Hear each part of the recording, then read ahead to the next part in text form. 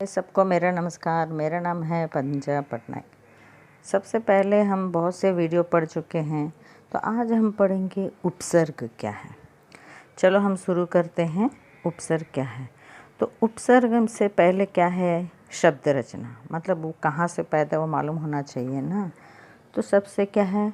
मूल शब्द, उपसर्ग और प्रत्यय। ये क्या है देखेंगे। हम पहले पढ़ चुके हैं रूढ़ शब्द। वो क्या है? दूसरे शब्दों के मेल से नहीं बनते हैं।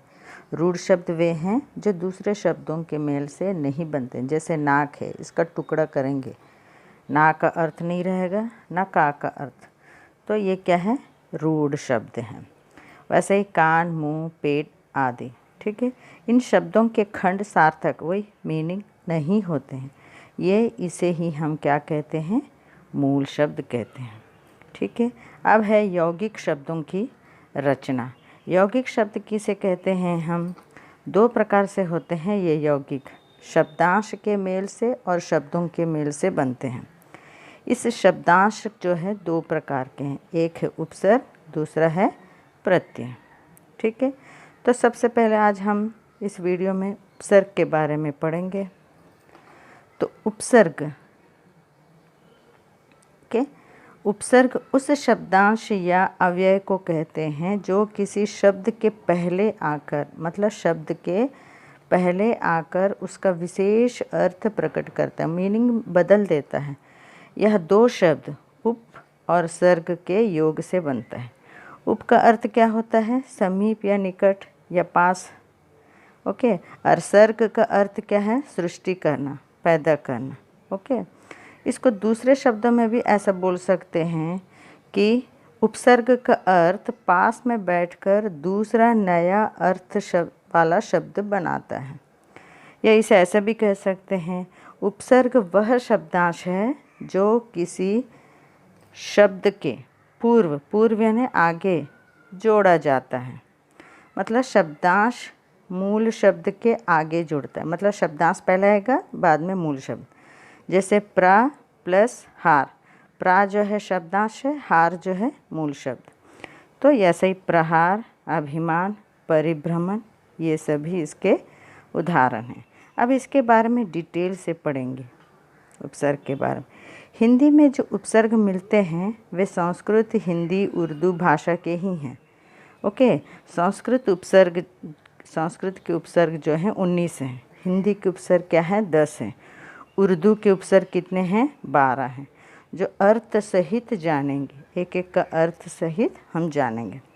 तो सबसे पहले हम पढ़ेंगे संस्कृत के उपसर्ग। ये सब उपसर्ग हैं और इसका अर्थ है और उससे बना हुआ शब्द, उसके उदाहरण। जैसे अति, अति का अर्थ क्या होता है? अधिक और ऊपर। इस अति से बना है अतिरिक्त या अत्याचार, अति प्लस आचार, इसलिए अत्याचार। वैसे ही अधि, अधि का मतलब क्या होता है? श्रेष्ठ या समीप्य, अधिकरण या अध्यक्ष। वैसे ही अनु, अनु का अर्थ क्या होता है? क्रम या समानता। इसको बना है शब्द अनुशासन और अनुवाद, ओके। और इसके कुछ शब्द और हैं, क्या है? अप का अर्थ क्या होता है? हीनता या अभाव, यानी अपमान और अपहरण शब्द बने हैं। अभि का अर्थ क्या है? समीप या इच्छा करना या और। इसके शब्द क्या हैं? अभिभावक या अभ्युदय। इसमें अभि जो है उपसर्ग है, इसमें भी अभि प्लस उदय आ जाएगा। वैसे अव का अर्थ क्या है? हीनता, पतन। ये अवलोकन, अवशेष। वैसे आ का अर्थ भी क्या है?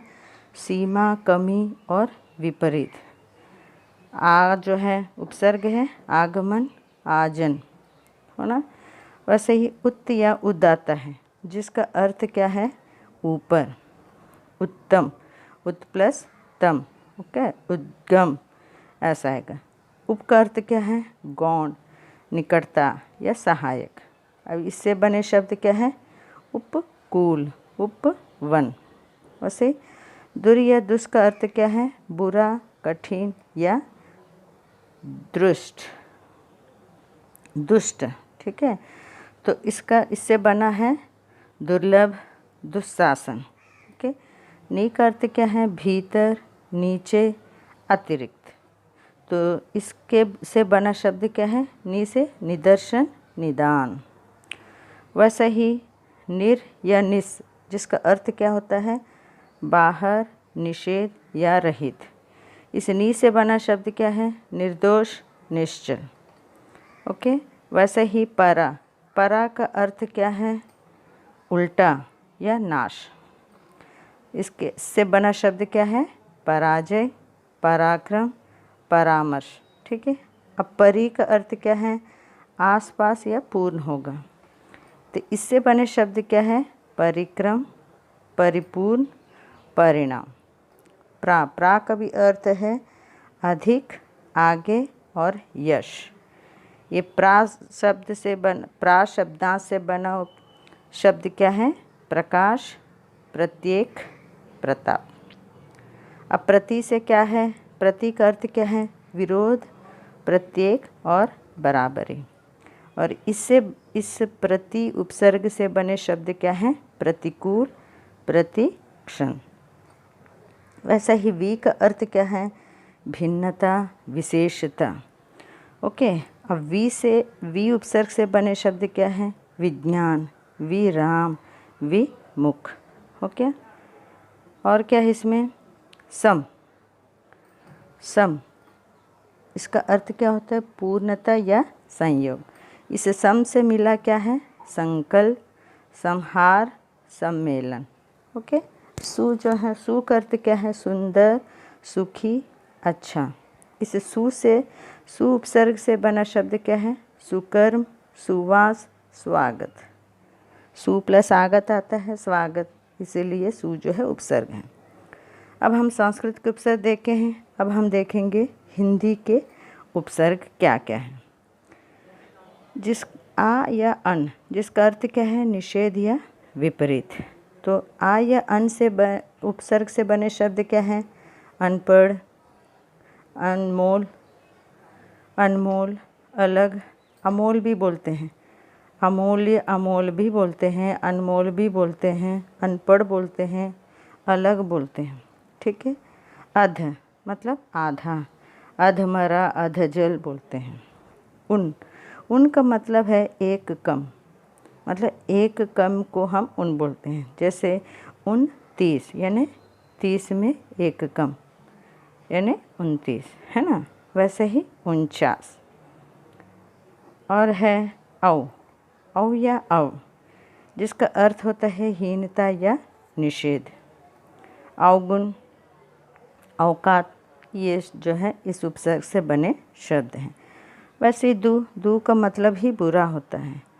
तो इस उपसर्ग से बने शब्द क्या है? दुबला, दुगना, ऐसा। नी का अर्थ है अभाव। तो इससे बने शब्द क्या हैं? निडर, निकम्मा, ऐसा आएगा। वैसे ही बिन का अर्थ क्या है? निषेध। जैसे इसके शब्द क्या हैं? बिन ब्याह, बिन खाया, बिन बोले आ गया, ऐसा बोलते हैं। वैसे ही भर मतलब पूरा। तो इससे बने शब्द क्या हैं? भरपेट, भरपूर।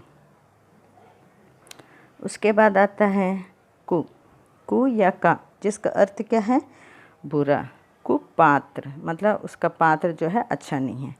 कपूत, कुसंस्कार। ओके। कु शब्दांश से बने शब्द। वैसे ही सु या सा उपसर्ग, जिसका अर्थ क्या होता है? श्रेष्ठता या साथ। इससे बने शब्द क्या हैं? सपूत, सज्जन, सुडोल यानी गोल, है ना। अब है उर्दू भाषा से भी कुछ उपसर्ग आए हैं। उर्दू में ही ये अरबी और फ़ारसी भी आता है। इसके उपसर्ग कैसे यूज़ हो रहे हैं हमारी हिंदी भाषा में? तो सबसे पहले अल का अर्थ होता है निश्चल, अलबत्ता बोलते हैं या अलगरज बोलते हैं। ओके। ऐन का मतलब होता है ठीक समय, ऐन मौके पर आया रे बोलते हैं। वैसे कम का मतलब होता है थोड़ा, कम उम्र, कम सिन, ये आएगा। ओके। वैसे ही खुश का अर्थ है श्रेष्ठता, खुशबू, खुशहाल, है ना। वैसे ही गैर का अर्थ होता है निषेध, गैर हाजिर, गैर कानूनी, वैसा कानून के विरोध में जाना। गैर का मतलब कानूनी के विरोध जाना, गैर कानूनी, और गैर हाजिर ऐसा। दर मतलब में, जैसे दरमियान, दर पर, दरकार, ये सभी दर शब्द हैं, दर से बने शब्द हैं। अब ना का अर्थ होता है अभाव, ना पसंद, ना मुमकिन, नादान, ऐसा शब्द बने हैं ना उपसर्ग से। उसके बाद है बद का अर्थ होता है बुरा, मतलब बदनाम, बदमाश। और ऐसे ही बर का अर्थ होता है बाहर या पर, बर्खास्त, बर्दाश्त, ऐसा बोलेंगे। अब है बा का अर्थ होता है साथ या सहित, बाअदब, बाकायदा, बाअसर बोलते हैं। ओके। वैसा ही बिल का अर्थ होता है साथ, बिल्कुल, बिलवजह, बिल आखिर, ऐसा भी बोलते हैं। अब बे का अर्थ भी होता है बिना, बेईमान, बेवकूफ़, बेवजह, ऐसा आएगा। और इसमें है ला का अर्थ भी बिना होता है, लापरवाह है, लाचार है, लापता हो गया, ऐसा बोलते हैं। सर का मतलब होता है मुख्य, हिंदी का सर है ये, अंग्रेजी का सर नहीं। ओके। सरदार, ओके। सरपंच यानी सरकार, सबसे मुख्य है। ओके। हम का अर्थ होता है समान या बराबर, हम शक्ल, हम जोली, हम दर्द, इस हम उपसर्ग से बने शब्द हैं। कुछ संस्कृत के अव्यय जो हैं उपसर्ग की तरह प्रयोग में, हमारी हिंदी भाषा में उपसर्ग की तरह प्रयोग में लाते हैं। वो क्या क्या हैं? अथा अंग्रेज़ी है, परंतु इसको अधोलिखित बोलते हैं। जब इसको सेपरेट करेंगे, विच्छेद करेंगे, तो उस समय अथा प्लस लिखित आएगा, अधोलिखित, है ना। वैसे ही अंतःकरण, अंतर्यामी, अंतःपुर। वैसे अंतर्राष्ट्रीय, अंतर्राज्य।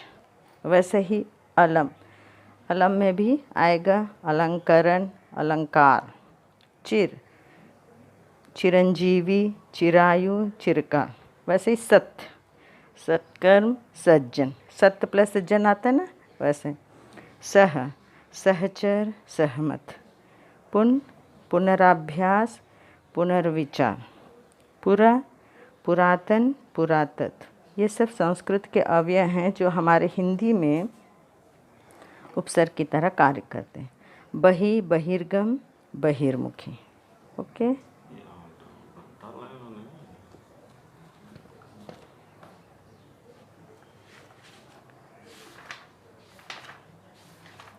अंग्रेजी के कुछ शब्द जब हम हिंदी में लिखते हैं तब कुछ अंग्रेजी उपसर्ग हैं, जैसे सब इंस्पेक्टर, सब रजिस्टर बोलते हैं। वैसे ही deputy collector, deputy commissioner, chief engineer, chief minister, ऐसे वैसे आएंगे। और वैसे ही वाइस चांसलर, वाइस चेयरमैन, ऐसा बोलेंगे। असिस्टेंट डायरेक्टर, असिस्टेंट मैनेजर, ऐसा आएंगे। और कुछ शब्द जो हैं एक से अधिक उपसर्ग होते हैं, मतलब ऐसे शब्द हैं जिसमें एक से अधिक उपसर्ग होते हैं, जैसे निर प्लस आ प्लस करण, निराकरण। आ प्लस नी प्लस यंत्रित, अनियंत्रित। आ प्लस सु प्लस रक्षित, असुरक्षित। अति प्लस आ प्लस चार, अत्याचार। ओके। धन्यवाद। आपको अगर मेरी वीडियो पसंद आए तो प्लीज़ सब्सक्राइब कीजिए।